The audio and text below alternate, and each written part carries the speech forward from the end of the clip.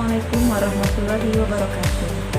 Saya Ike dari Si Kesehatan Pokja 4. Kali ini kami akan merangkum dan membagikan pengalaman para pasien saat terkena COVID-19 dan dinyatakan sembuh dari COVID-19. Berikut testimoni pasien yang dinyatakan sembuh dari COVID-19. Semoga bermanfaat dan salam sehat.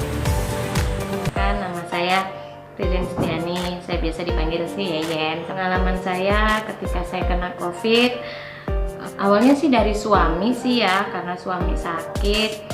Awalnya dinyatakan dia dibilang DBD, dirawatnya di rumah. Nah di situ saya bawa ke rumah sakit, dia seminggu kemudian dia belum sembuh, nah kayak terasa lemes gitu kan, badannya tuh kayak pegel-pegel apa gitu. Saya bawa lagi dia kembali lagi ke dokter, dan di situ dia disuruh rapid dulu karena dia ngelihat gejala-gejalanya mungkin kan, disuruh rapid. Habis itu dia rapid dan dinyatakan reaktif. Nah pas dia reaktif itu saya langsung telepon. Awalnya saya telepon tuh orang rumah dulu, ibu saya suruh siapkan tempat tidur apa segala buat suami saya, karena saya habis itu sudah sampai di rumah itu sudah saya mulai nggak kontak sama anak saya, saya suruh pindah ke kamar depan sama ibu saya, mereka tidurnya gabung mereka semua, suami aja di kamar karena saya ngurusin dia karena dia sakit. Nah di situ maksudnya sudah reaktif, jadi kami isolasi mandiri mulai. Nah, dari situ besoknya saya disuruh nemanin ke Kudungga, nemanin suami ke dokter paru. Terus saya bawa ke sana, saya berdua. Nah di situ mulai saya terasa seperti batuk gitu, mulai terasa batuk, tapi masih penciuman saya masih normal. Batuk, kok kayak batuk-batuk, mulai batuk ya, saya bilang gitu kan. Tapi habis itu di Kudungga nggak ketemu sama dokternya, sama orang di situ bilangnya penuh sudah dokter parunya, besok lagi Pak, karena dibatasin dia. Oke, kembali lagi, dan di situ pulang nggak lama ditelepon SOS PCR di SOS 3 hari kemudian dia dinyatakan positif. Tetap kami lapor sama Pak RT karena kami juga, dan kami sudah nggak ada kontak sama siapapun. Nah di situ juga saya ngerasa terpaparnya karena di situ juga, sampai saya juga ditelepon untuk antigen di Kudungga. Selama 14 hari itu saya sama suami, segala anak-anak kami lakukan di rumah ya, kami bersih-bersih rumah ya, lebih mendekatkan diri sama Allah. COVID ini membuat kami lebih dekat sama keluarga, lebih dekat sama Allah ya, pokoknya semua banyak hikmahnya lah pas kami kena itu. Kalau untuk sikap orang di sekitar sini, tetangga-tetangga, alhamdulillah mereka selalu mensupport kami berupa makanan, doa. Alhamdulillah kami tidak pernah kekurangan, alhamdulillah tidak ada yang menjauhin kami. Gejala yang dirasakan itu ya serasa banget sih, dada tuh agak-agak sesak gitu, kalau kita tarik nafas itu sesak juga itu. Terus batuk itu yang mungkin batuknya tuh beda sama batuk seperti biasa, tuh beda memang. Kalau kita tarik nafas gitu, dia langsung kayak terbatuk-batuknya tuh nyangkut di pokoknya gimana ya, kayak nyangkut di sini kayak lendir, itu nggak mau turun-turun. Nah itu di situ, jadi makanya kita harus minum banyak air hangat, jahe. Alhamdulillah sih tetangga tuh sering bikinkan kami jahe diantarin air jahe itu sama air serai, itu pasti kami minum itu, alhamdulillah. Dan buah-buahan itu juga penting, kayak jeruk itu lebih bagus, kami banyak makan jeruk. Juga vitamin C, madu juga bagus buat untuk kesehatan itu. Ya kalau dari dokter nggak ada dikasih apa-apa. Kalau untuk stres mungkin awal dengar itu saya stresnya ya stres aja sih awalnya, karena kepikiran kebanyakan mungkin kita dengar selama ini kan COVID bisa sampai meninggal. Nah itu yang bikin kita stres. Bisa. Nah di situ juga pas saya ngerasakan saya sesak, ngerasakan tidak terasa makanan, rasa tidak ada rasa apa-apa, penciuman hilang. Di situ juga agak imun saya udah mulai rendah, tapi banyak yang mensupport, seperti keluarga dari jauh juga mensupport, kan sepupu-sepupu mensupport saya. Dia bilang harus kuat, paksa aja semua makanan apa yang ada tuh dimakan. Jadi semua makanan biarpun tidak saya rasa, saya tetap masukkan makanan ke dalam tubuh saya. Itu yang saya rasakan, biar makan aja semuanya gitu. 4 hari aja sepertinya saya sudah ngerasakan udah enak, sudah makan, penciuman sudah aman. Pokoknya setiap hari itu minyak kayu putih yang kita buat penciuman kita itu, kalau kita sudah tidak terasa cium bau, nah itu bahaya. Sarannya mungkin kita lebih jaga kebersihan, cuci tangan, mungkin pakai masker, jaga jarak sama orang yang berbicara. Pokoknya setiap kita mau keluar rumah, pulang mungkin kita harus membersihkan tubuh kita. Demikian sharing dari saya, semoga bermanfaat buat teman-teman semua.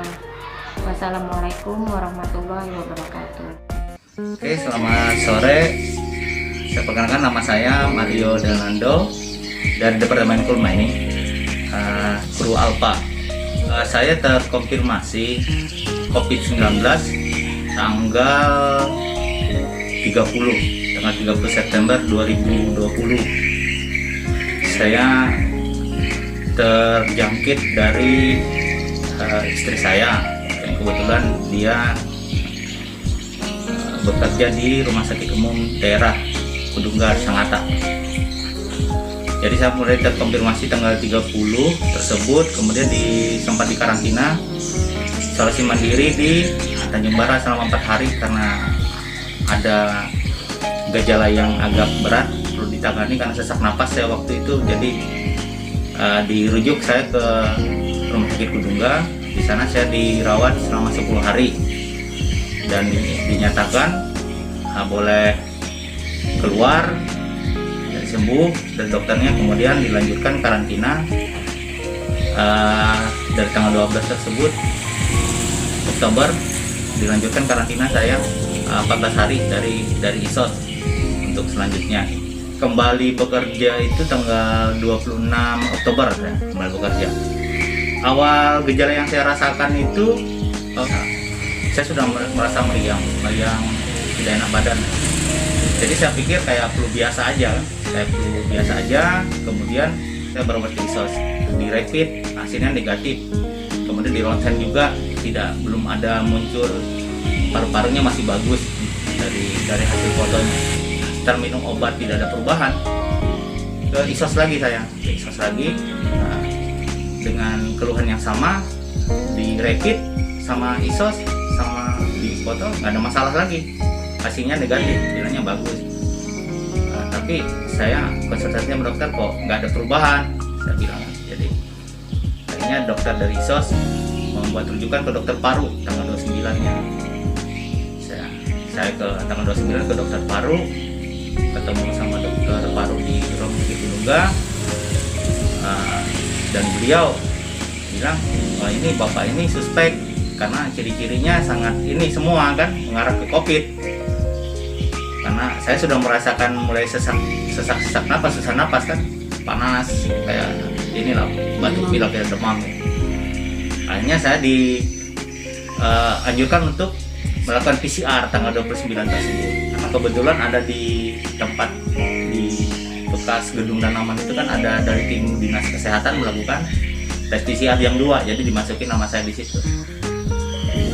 Saya melakukan PCR, besoknya ada kabar bahwa saya positif gitu. Ya pengalaman pertama sampai sembuh, ya pertama sih kaget karena hal pertama, karena terus terang di departemen saya di Cool Mining, terutama di Cool Alpha, saya pertama yang kena positif. Ya, ada rasa ketidaknyamanan di situ, ada rasa ketidaknyamanan pasti kan, ketidaknyamanan sama rekan kerja, sama atasan kerja kan, ada ketidaknyamanan di situ. Dan kedua juga saya itu merasa ini ya, karena di rumah ada keluarga juga, ya satu rumah ada anak-anak kebetulan ada mertua yang sudah berumur dan punya penyakit bawaan, itu yang juga saya khawatirkan di situ. Jadi mungkin itu yang membuat saya tambah stres karena memikirkan mereka saat saya isolasi, membuat imun tubuh saya makin turun, akhirnya sakit saya makin parah. Akhirnya saya dirujuk ke Pudungga untuk dilakukan tindakan yang lebih lanjut lagi gitu. Dan terutama support dari keluarga ya, dari keluarga dimanapun mereka berada, dari keluarga, saudara-saudara, kita sering pikol-pikol dan mereka kasih semangat ke kita kan, dan itu yang membuat luar biasa. Jadi sembuhnya kuat sekali di situ. Obatan yang saya tahu kan, karena saya ada batuk ya, obat batuk dikasih, ada juga obat demam, vitamin yang untuk sesak kemarin. Selain saya di ventilator ya, di oksigen selama 2 malam untuk mengurangi sesak napas. Istri saya ini kan sama anak-anak juga di PCR semua, sama mertua juga, orang rumah semua satu rumah, dan ternyata mereka positif semua. Tanyakan gimana sih orang-orang sekitar, ya memang mereka pada takut kan. Jadi terus terang perhatian dari warga sekitar, terutama para pemerintah desa di sini, terutama RT kan sangat tidak, ibaratnya untuk daerah ini nggak ada sama sekali gitu loh, support dari mereka gitu loh. Itu yang sangat disayangkan di sini kan. Juga yang ingin disampaikan, yang pertama ya memang kita jangan kita lupa adalah tadi protokol kesehatan yang pastinya di situ, yang utama di situ. Ini kan wabah gitu. Kita sama-sama inilah antara masyarakat, pemerintah, juga dari perusahaan juga harus sama-sama bahu-membahu di sini. Bagaimana kita melakukan namanya betul-betul protokol kesehatan tersebut, terutama pakai masker, selalu jaga jarak, cuci tangan. Itu 3 hal itu jangan sampai ini mau di rumah maupun di pekerjaan kita, itu yang penting. Yang kedua, mungkin saran juga ada support secara psikologis, meringankan ininya beban psikologis. Itu aja sih yang bisa saya sampaikan. Makasih.